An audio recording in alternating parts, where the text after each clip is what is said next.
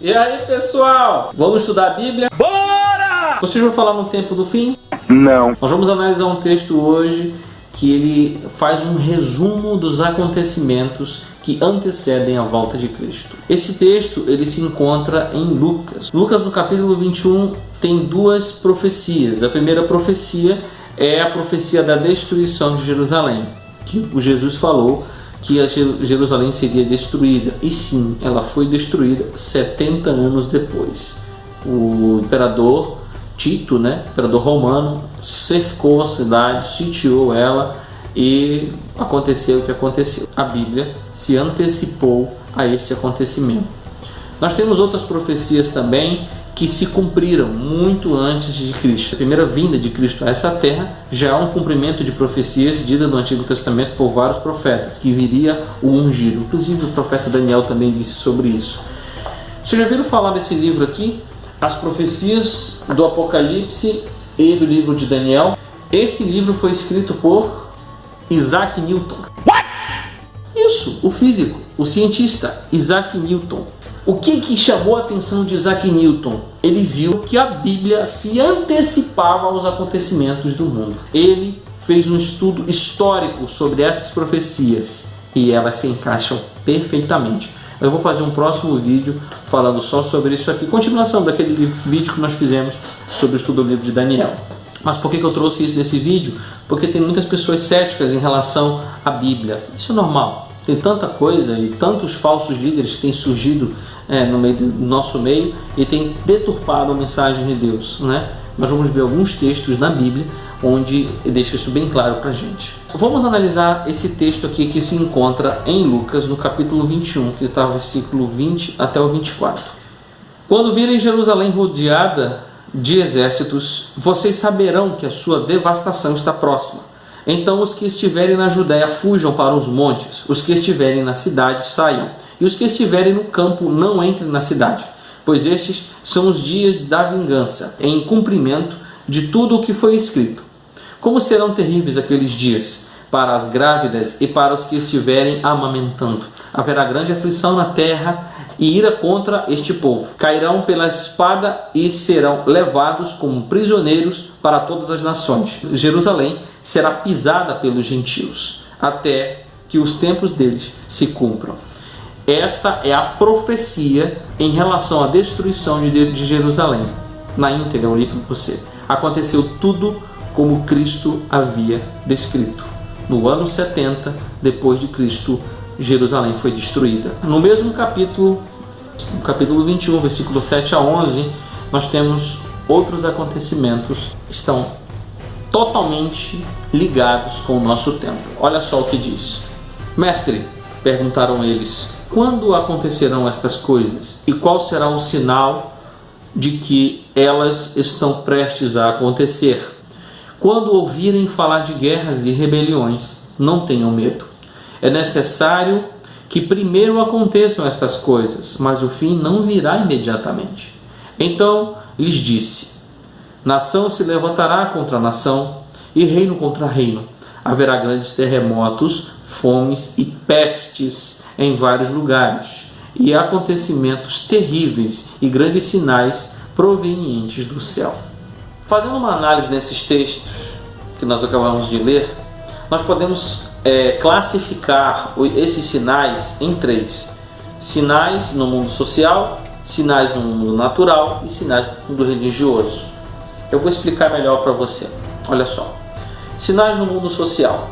Ele fala de guerras e rumores de guerra, nação contra nação, e é o que tem acontecido.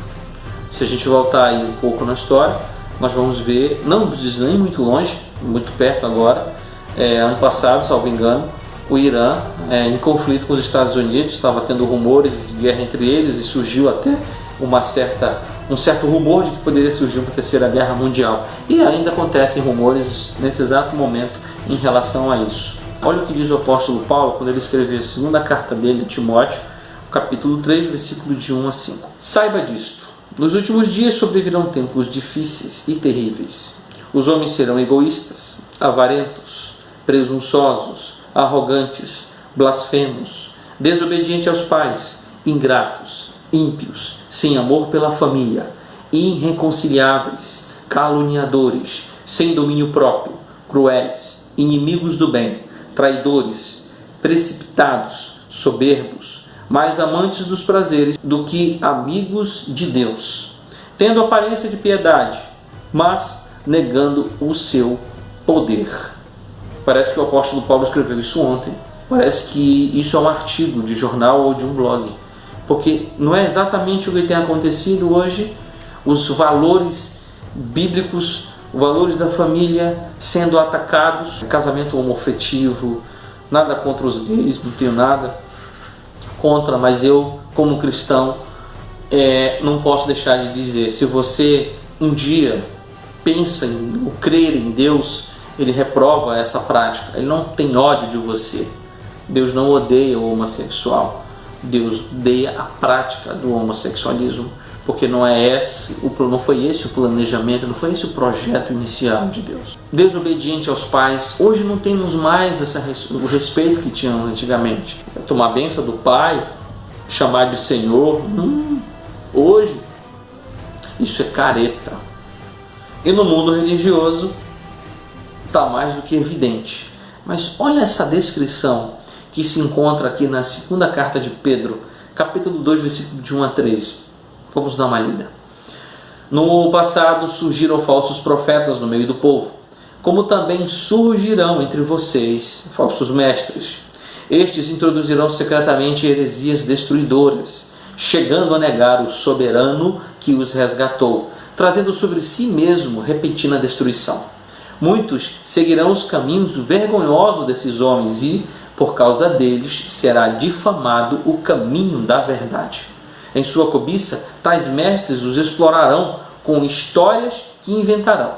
Há muito tempo, a sua condenação paira sobre eles e a sua destruição não tarda. Também parece que ele escreveu isso ontem, não é? Não é isso que nós temos visto?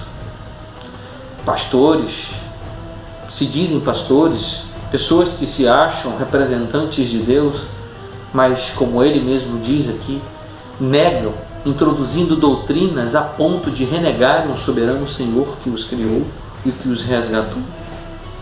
Existe só uma doutrina, querido, e é a doutrina bíblica.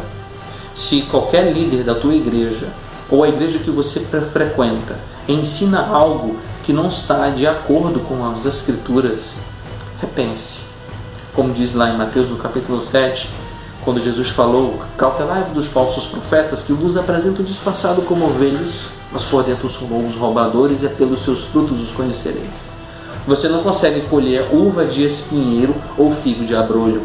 Ou seja, uma árvore boa não produz frutos maus e uma árvore má não produz frutos bons. Ainda que você tenha um apreço por essa pessoa, por esse líder, por que você goste dele, não deposite sua fé nele, a menos que ele siga o que está escrito nas Sagradas Escrituras.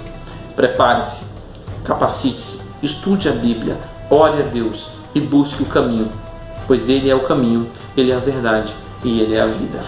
E tudo isso que está acontecendo, como nós analisamos, são apenas os sinais. Nos próximos vídeos, nós vamos analisar sobre os 7 flagelos, que eles são os sinais máximos de que Cristo está mesmo à porta. Nós temos os 7 selos para analisar, as 7 trombetas no livro de Apocalipse. Tem muita coisa que a gente vai estudar. Mas antes de a gente entrar profundamente nesses assuntos sobre profecia, nós precisamos estudar o básico. Por isso eu já posso dizer, no próximo final de semana, nós já teremos nosso primeiro estudo bíblico da nossa série de 28 estudos. Ouvindo a voz de Deus é o nome do nosso estudo. Vai ser bem legal, fica comigo, tá bom? Te inscreve aí no canal para você não perder. Se você realmente gosta desses assuntos e quer se aprofundar mais, você não caiu à toa nesse canal, foi Deus que te trouxe aqui, eu posso ter certeza disso, né? Parece clichê, parece que muitos outros dizem, mas eu creio no Espírito Santo. O que eu faço aqui neste canal, eu não tenho nenhum interesse econômico, o objetivo mesmo é pregar o Evangelho. Um dia a mensagem de salvação chegou até mim e o mínimo que eu posso fazer é levar para muitos que precisam. Tá bom? Gente, obrigado pela companhia de vocês. Fiquem com Deus e até o próximo vídeo. Forte abraço!